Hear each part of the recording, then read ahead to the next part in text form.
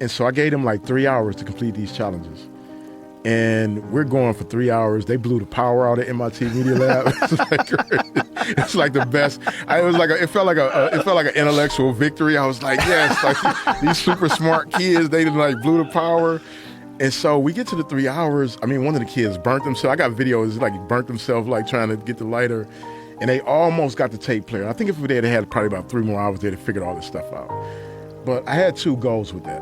One, the nerd in me wanted to really understand the science of like, okay, why does this scientifically work, you know? And then the second part was that if they would have accomplished this with these meager little tool set, they would have been applauded. And people would have said, you know, that was brilliant, and that you're a genius, and that you're incredibly intelligent because you were able to take these little scrappy things and make something out of them. And the reason I wanted them to validate that is because I believe inherently that there are people in prison who possess ingenuity, innovative, you know, abilities, intelligence, all these things, and we throw people away. You know, we literally throw people away. And I would have been one of those people that have been thrown away had I not had the ability to write. And so, you know, it's those type of things where you think about these other prison systems. Like I've visited prisons I've been to Germany's prisons, London, I've been to Ghana, and you see like how different it could be. You know, what we're capable of when you give people an opportunity. I can tell you in my time, you know, of almost 20 years in prison, I've met some bad people. I met some people who are scary people. You know, I was in prison with a couple of different serial killers, serial rapists, but they are the extreme minority. The extreme minority. Most of the guys that I met, that I served time with, were trying to hustle their way to a life. They come from high levels of you know, parental abuse, sexual abuse, drug abuse. I've met a lot of people that had real psychological issues. I don't know what the politically correct term is nowadays. I feel like we gotta always have a correct term. But people who were really like screwed up. It wasn't, I didn't meet a lot of inherently evil people, but I have met some evil people. And you know it.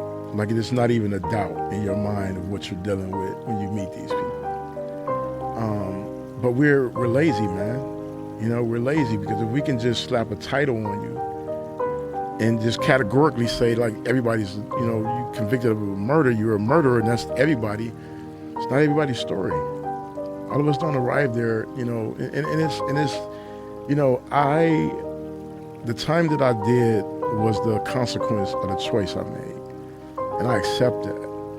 You know, I accepted that came with, I even accept now, you know, we're talking 34 years later. There's penalties and consequences for that one moment in my life that I'll live with forever. There's the personal reality, right? Like that never goes away.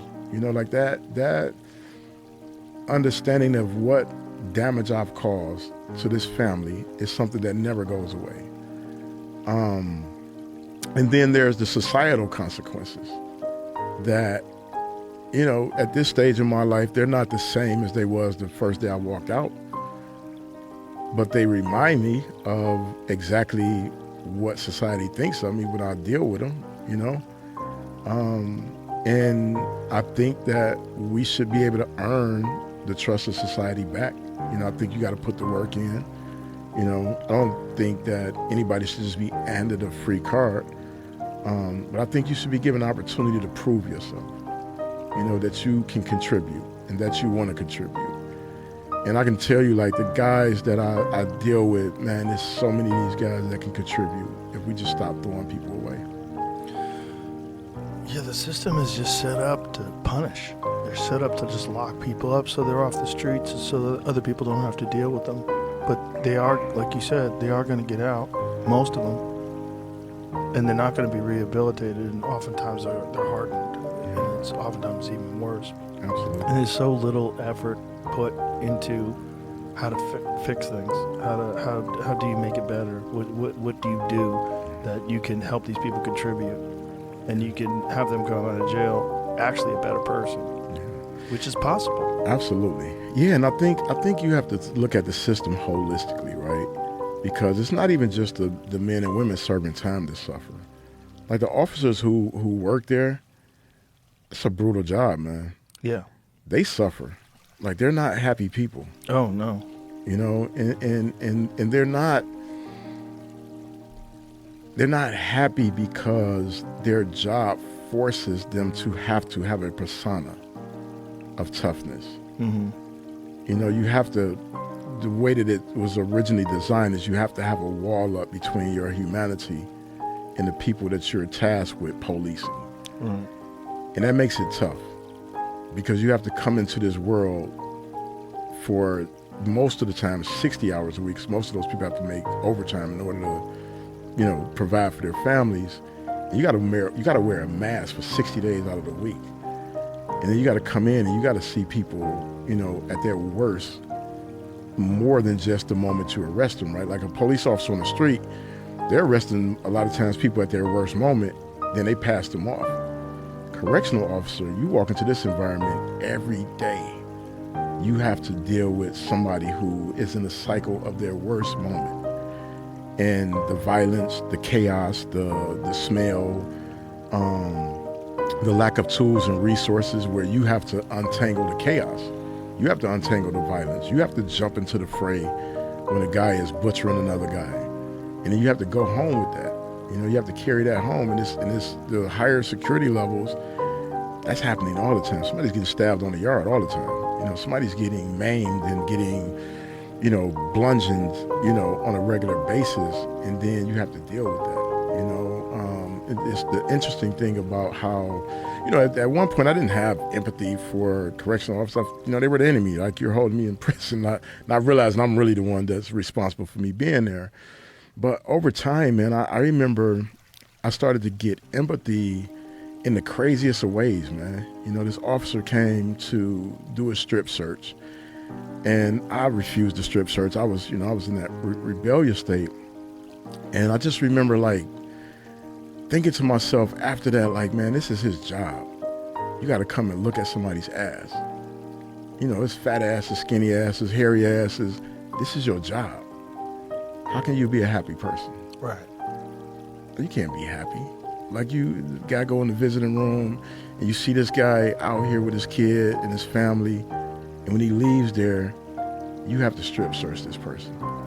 So you have to put this armor up between your own humanity, and that's for 40 hours a week, you're looking at asses. That gotta suck. You know what I'm saying? So Yeah. I'm like, dude, like, of course you become an asshole. Like, how could you not, right? Yeah. But, you know, I think that's where we got it wrong. We've kind of created this kind of idea that it's us against them. And the reality is not, because they're spending a lot of time in that environment. Yeah, they're in prison too. They just can leave at night. All day. Yeah.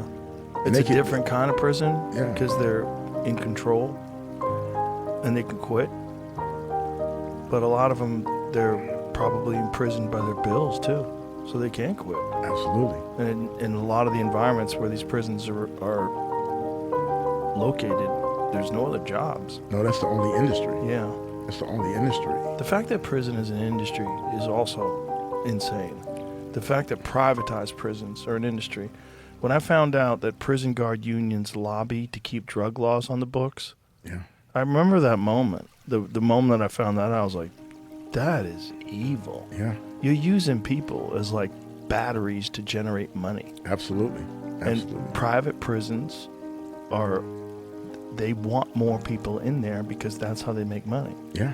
It's like, if you're a chicken farmer, you want more You want chickens. right. Yeah. Right. If you're Yeah. a people farmer, you're essentially a people farmer. Yeah. Which is evil. Absolutely. And you think about, like, the cost of phone calls. Like, before I got out of prison, we had finally fought to get the phone calls down. I mean, they were charging $15. And how much do you make in prison? like the best paying job I had in prison was, I think when I worked in the law library, I made about $54 a month. And every phone call's $15. $15. Holy shit. And so most people in there make, I worked in the kitchen. I started off at 17 cents an hour. You got to work a week to make a phone call. Yeah. That's insane. But that's if you got what's considered a good job, right? Yeah. But the average job, you're making 17 cents an hour in the kitchen. Oh my God. And so the phone call's $15. $15, right? So you make, so you can't talk to your family, and then we finally got it down to like about $3 15 minutes. Still, if you make it 17 cents an hour. Yeah, take you forever to make a phone call. That's insane. And like even now, like I keep money on my phone for my friends who are incarcerated to call me, and I just I'll put, a few hundred on there, and then it's like, every time you call, you can tell how much money is gone because they're like, yo, you got $150 left. And it's just like, geez, like, man, and a lot of instances, I'm their only connection to their family and their kids. Do you know the Freeway Ricky Ross story? Oh, yeah, absolutely. Do you know Ricky? Yeah, so we've met. I wouldn't say that we're like good friends, but we're cordial anytime we've seen each other. But we've met, I want to say at least 4 or 5 times. But yeah, wild story, man. I love that dude. Yeah. I've had him on a few times. Yeah. But he learned how to read in prison and then became a lawyer and realized that they wrongfully convicted him under the 3 strikes rule. Yeah. And that's how he got out. Yeah. No, that happens so much to people though. Yeah. Like I can imagine. They overcharge you. That's one of the things that I would love to see change is like, there's no accountability for prosecutors when they overcharge people or wrongfully charge. Right. It's up to you who's being charged to figure it out which is crazy, right? Like right. The onus shouldn't be on the person. Well, it's a crime. Yeah. It should be a crime. Absolutely. Yeah, because that's like crazy to think that you can wrongfully charge a person or overcharge. Well, that's the thing is like they don't think of you as a person anymore. Yeah. Once you're a convict, you're not a person anymore, and they can do things to you that should be illegal. Yeah. It should be a crime, but they could get away with doing it. Yeah. And it impacts like everybody. Like right now in this country, there's probably about 150 million people who have someone incarcerated or who have had someone incarcerated. Like it's no longer, when I was coming up, I came up during the height of the war on crime or war on drugs, right? So I come up through that era. I came up selling drugs when crack first exploded in our communities, and the prison population went from a couple of 100,000 to 2 million. Which is insane. Which is wild, right? Wild. In a short amount of time. Tiny amount of time. Yeah. How old are you? I'm 53. Okay, Yeah, I'm a just little turned older than 53. you, but I remember when all that happened. Yeah. I remember like all of a sudden crack was on the street. And Yeah. it was like, Yeah. what? How did this happen? How did this happen? Literally overnight. Yeah. And so we find out through Freeway Ricky how it happened. Yeah. It was our own government. Yeah, absolutely. Which is fucking insane. Crazy. Not our own government for real, but people in our government that are cowboys and renegades and people who are criminals. Absolutely. Who realize they can get away with this. Yeah. Yeah. And in Ricky's case, they were using it to fund a war. Yeah. The Contras versus, which is like crazy, right? Crazy. I remember hearing about that shit in the news. Yeah. When I was a kid, going, "What? Yeah. What happened?" But I didn't at the time. I didn't know that it was being funded by selling drugs in Los Angeles. Yeah. I had no idea that was. But I remember that it was in the news, and Oliver North was in the news, and they were. This was when Reagan was old, and so he's like, I can't recall. Yeah. Like he just said he didn't remember. Right. Yeah. Convenient. Yeah. It was wild. Yeah. It's horrible to think because as a boy, I remember thinking, well, the government's good and they're looking out for you, and they're the good people, and the cops are the good people, and all the prisoners are there. It's because they're bad. They're bad. Yeah. And so that's the narrative, right? And like I grew up the same way. My dad was in the Air Force. I used to go to the Air Force base, and all of his friends were in the Air Force, and you grow up, and on my neighborhood block there was this woman used to be a police officer, and the firefighters and the doctors. And so you grow up seeing this ideal of what you think is good and bad. And then you see this explosion of these drugs. Like that same neighborhood, I wrote this story a while ago called "The Trees No Longer Give Fruit." It was about my neighborhood. And what I was writing about is that I grew up on a block where every backyard there was some type of fruit tree. Pear tree, peach tree, apple tree. And then crack came and it killed my neighborhood. And these manicured lawns and these houses where there were two parent families and, professionals and you felt like a community. This drug came in and it was literally like a bomb had been detonated. And so that early narrative of like inner city kids as the what did they call them, super predators, that was the narrative back then. Now That was Biden. Yeah. Biden said that on TV. Yeah, Clinton, Hillary